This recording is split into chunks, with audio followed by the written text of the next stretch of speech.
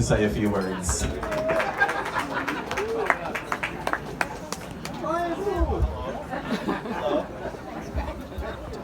Hi everyone. Buckle up. I've been waiting for this moment for a long time, so please, everyone get comfortable. If you need to use the restroom, now's a good time.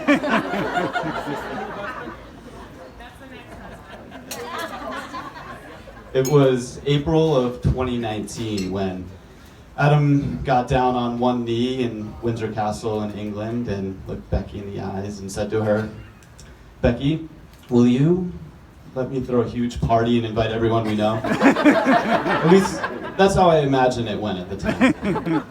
We've been waiting on this day for a very long time. So long, in fact, that the original wedding planner has actually since retired. I think at one point or another I have booked and canceled every single room in this hotel.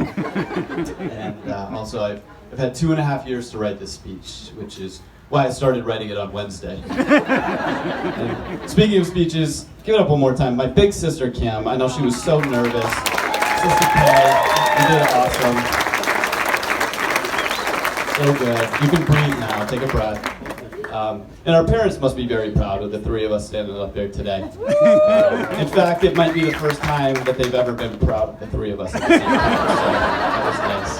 Yeah. And how lucky are we to have the best dad and mom in the world, but also the best bonus mom in the world in Maggie, so love you guys.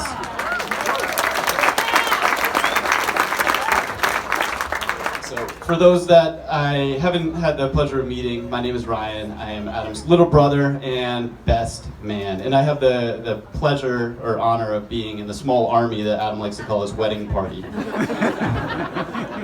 Now, on behalf of Adam and Becky, I just want to extend sincere gratitude to everyone that made it out here today. I know a lot of people traveled a long ways. We have people come from Florida, Texas, Missouri. We have our Canadian cousins in the house. So, thank you all for making the trek. All right, now on to Adam, the man of the hour, my big brother. He's been my big brother for as long as I can remember, and what a guy this is, right? Like, there's nobody like Adam. This goofy, Coors Light drinking, piano playing, golf ball slicing guy here. Now, Adam, for as long as I can remember, he has had the name Old Man Hatch. Now, I'm sure you've heard this, but a lot of you might not know where it originated from. So, as far as we can remember back, it wouldn't be uncommon to see Adam hanging out with the 80-year-old church ladies after a Sunday service, mixing it up, and he was like actually friends with them. Like, actually friends with them. Everywhere we went around town, everyone knew Adam. Every single person, it doesn't matter where you go, everyone knows and loves Adam, and he would always take the time to stop and chat. Even if the whole family was really trying to get somewhere, he didn't seem to mind. Sound all right? Yeah. Well, this would continue on through high school, where he was as close with his high school teachers as he was his own friends. And I remember on his graduation day, he had a teacher come over and she had made him a quilt. And on that quilt was stitched all of her favorite memories together with Adam over the 4 years at high school. Now, if that doesn't earn you the name Old Man Hatch, then I don't know what does. It was about that time that Adam got his first vehicle. It was a little 94 VW Golf, and we all affectionately named it the Mr. Bean car. And it had a hand crank sunroof, and on a warm day when Adam would open it, you could see his head sticking out of the top of the car as he pulled away. There's a lot of times with this guy. I mean, he's been a great brother. Another thing that stands out is, after many years of trying to convince him to give me his ID, well, he finally was a good big brother, and he decided, okay, I'll give you my ID so you can go buy some booze.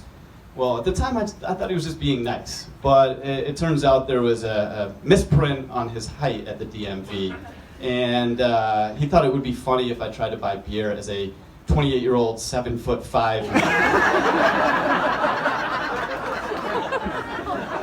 Lucky for me, all cashiers that I found were really bad at checking IDs, and it worked like a charm, so thank you. Thank you.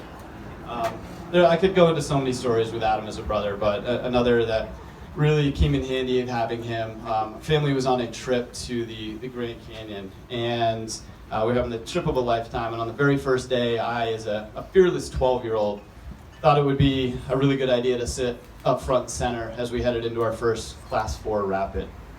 Now, in an instant, the boat was taken under the water, and I was disoriented and gasping for breath.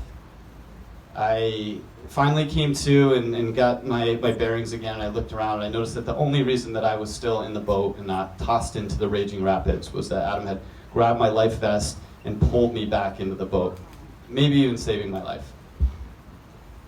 The thing is, he would have done that for anyone. Adam is one of the most loyal people that you ever know. I know I was the only blood brother up there today, but all 11 of those guys, Adam considers as a brother. And I know that they would say the same thing about him. It's just who he is as a remarkable human being. So.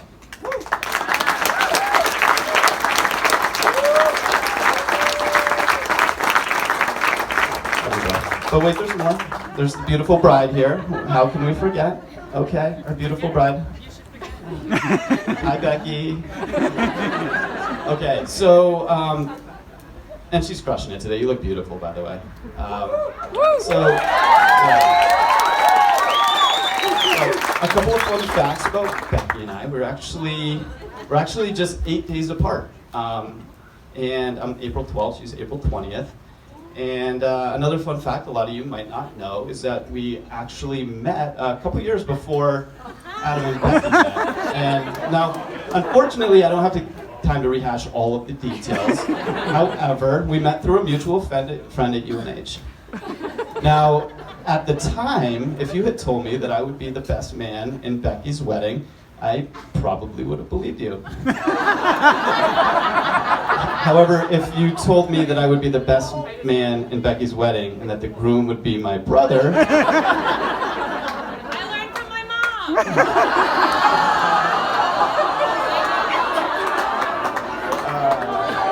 Sorry, Becky, I had to. So, all kidding aside, Becky, all kidding aside, I think that you are one of the most thoughtful and funny people that I've ever met. And I'm so glad that you're finally joining the Hatch Clan, and I mean that. Yeah. Love you, Brad. But wait, there's more.